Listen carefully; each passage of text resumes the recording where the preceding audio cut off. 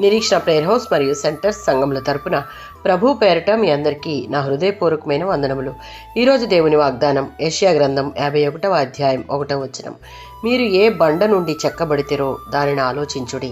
యెషయా గ్రంథం 40 నుంచి 55 అధ్యాయాలలో ఉన్నట్లు ఇశ్రాయేలు బబులోను చెరలో ఉన్న ఆ కాలమును సూచిస్తుంది.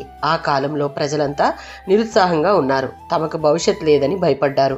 దేవుడు మమ్మల్ని విడిచిపోయాడేమో అని అనుకున్నారు. అలాంటి వారిని ఈ 51వ అధ్యాయంలో దేవుడు ధైర్యపరుస్తూ ఉన్నాడు. 7, 12, 11 వచనాలలో భయపడవద్దు, నేను మిమ్మల్ని ఆదరించువాడను అని చెప్తూ వారికి గతాన్ని జ్ఞాపకం చేసుకోమని, దేవుడు వారి యాత్రను ఎలా ప్రారంభించాడో చూడమని చెప్తూ ఉన్నాడు. అంటే దేవుడు మిమ్మల్ని ఎక్కడి నుండి తీసుకువచ్చాడో అన్న సంగతి గుర్తుంచుకోండి అని సెలవిస్తూ ఉన్నాడు. మీరు ఏ బండ నుండి చెక్కబడితిరో అనగా దేవుడు ఇశ్రాయేలీయులను ఏ బండ నుండి చెక్కాడో ఆ బండ అబ్రహామును, శారాను సూచిస్తుంది. యెషయా గ్రంథం 51వ అధ్యాయం 2వ వచనం.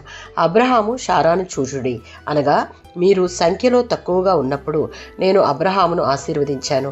మొదటి దినము నుండే మిమ్మల్ని అద్భుతంగా నడిపించాను. కాబట్టి ఇప్పుడు కూడా నేను మిమ్మల్ని రక్షిస్తాను, విడిపిస్తాను అని దేవుడు వారికి అభయమిస్తూ ఉన్నాడు. 77వ సంకీర్తన 11వ చరణం, యెషయా గ్రంథం 46, 9వ వచనాల్లో ఉన్నట్లు ప్రస్తుతం మనం ఎదుర్కొంటున్న పరిస్థితులను మనకు ప్రతికూలంగా ఉన్నా ఏమాత్రం విశ్వాసాన్ని చెక్కు చెదరనీయక పూర్వపు దినాలలో దేవుడు మన జీవితాలలో చేసిన కార్యాలను జ్ఞాపకం చేసుకునే వారంగా ఉండాలి. యెషయా గ్రంథం 41వ అధ్యాయం 10వ వచనం. మనమున్న పరిస్థితులు మన ధైర్యాన్ని బలహీనపరుస్తూ ఉన్నా దేవుడి యొక్క సమర్థతను జ్ఞాపకం చేసుకుని క్రీస్తును బండ మీద మన విశ్వాస జీవితానికి స్థిరమైన పునాది వేసుకుని దేవునికి మహిమకరంగా జీవించే వారంగా ఉండాలి. ఆమేన్.